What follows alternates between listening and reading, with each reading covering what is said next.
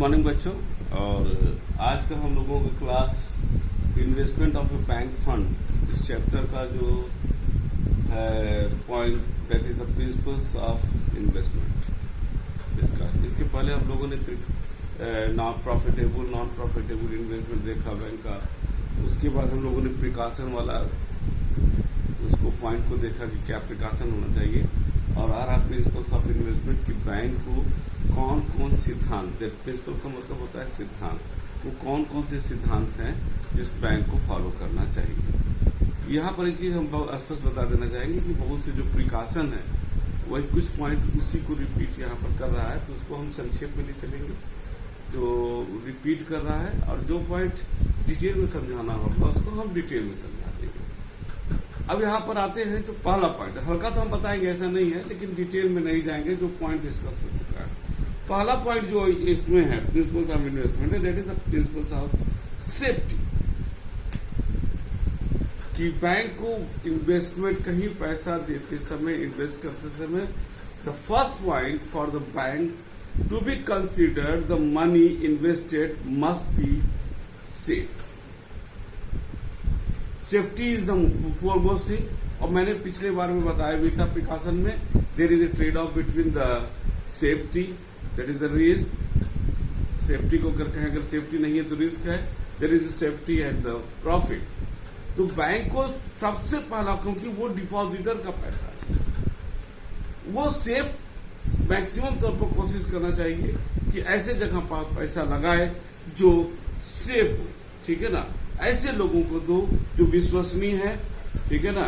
ऐसी ये सारी चीजें फर्स्ट, इस पर हम लोगों ने काफी डिस्कस किया।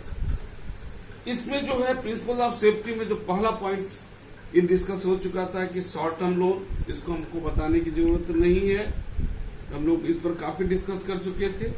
बी है loan to the good creditor and secured loan, इसको हल्का सा बताएंगे, इस पर भी हो चुका है। It is essential for the safety of money that loan should be given to those who have sound goodwill, जिनका मार्केट में गुडविल अच्छा हो। The meaning of sound goodwill is as, क्या होना चाहिए साउंड गुडविल का?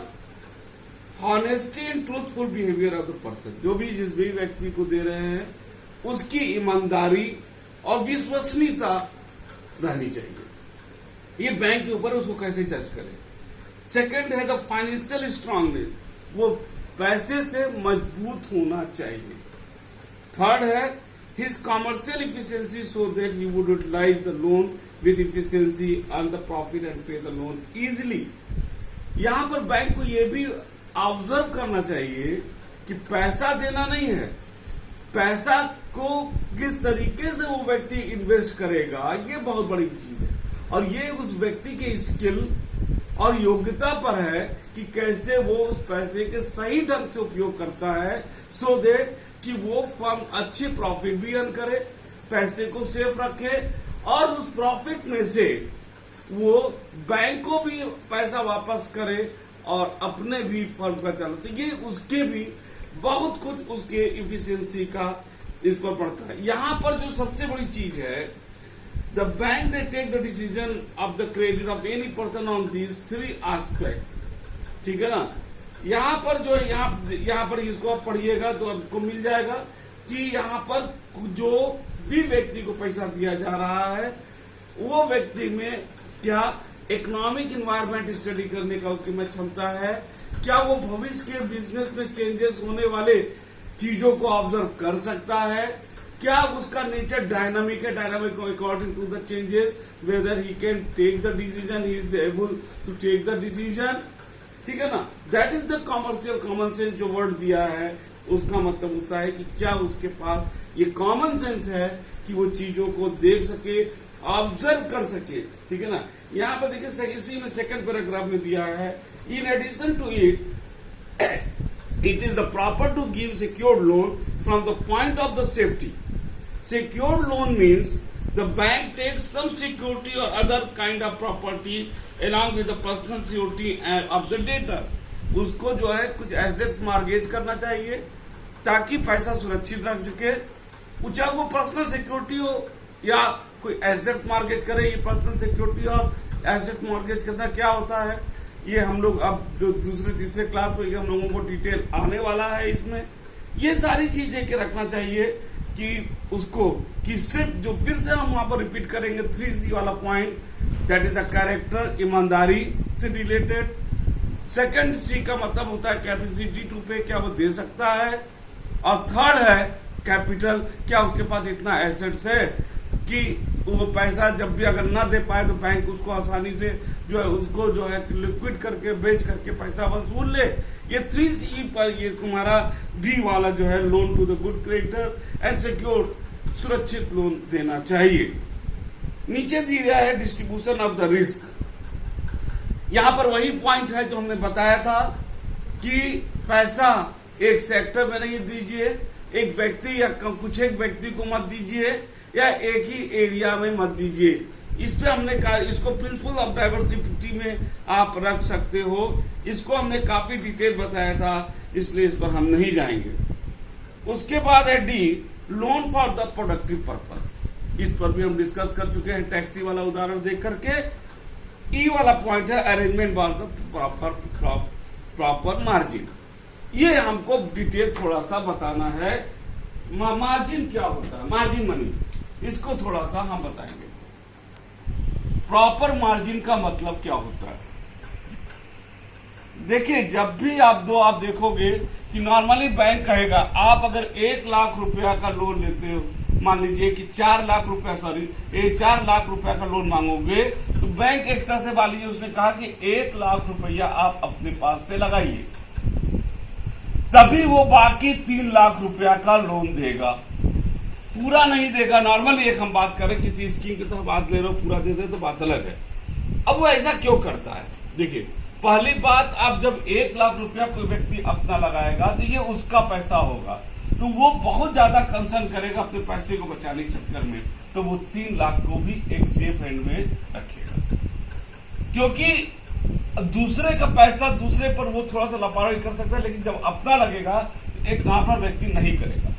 अब 3 लाख रुपया बैंक अगर लोन दे रहा है तो बैंक को ये देखना है कि जो भी सिक्योरिटी वो रखे, जो भी सिक्योरिटी वो रखे, उसकी वैल्यू आज क्या है।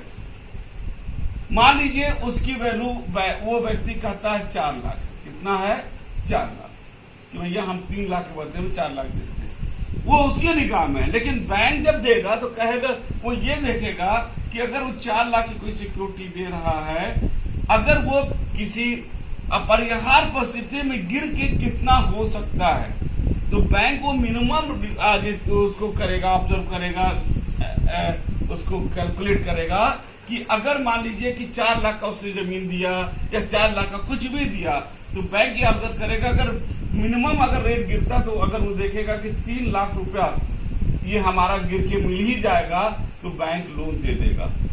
लेकिन अगर देता है बैंक की, आप कह रहे हो कि ये 5 लाख की सिक्योरिटी हम दे रहे हैं, लेकिन बैंक की निगाह में कि गिरकर ये 2 लाख चला जा सकता है, तो बैंक आपको नहीं देगा।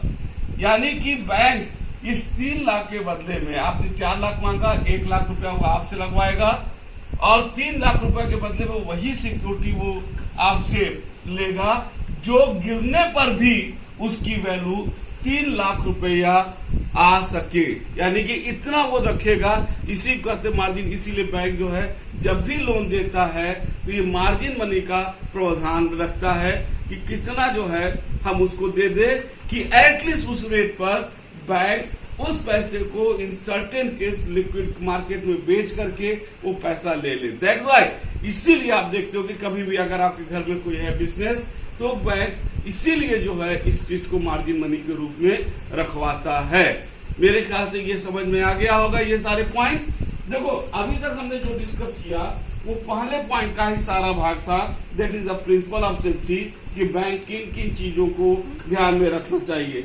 नेक्स्ट क्लास में हम जो आपका दूसरा तीसरा जो 5 है और एक मेरे तरफ से पॉइंट रहेगा, कुल और पॉइंट का डिस्कस करेंगे। मेरे ख्याल से ये पहला पॉइंट बड़ा महत्वपूर्ण था, आपको समझ में आ गया होगा, और इसको पढ़ते रहिएगा। अगले क्लास में अगर और पॉइंट के साथ हम मिलेंगे, तब तक के लिए थैंक यू।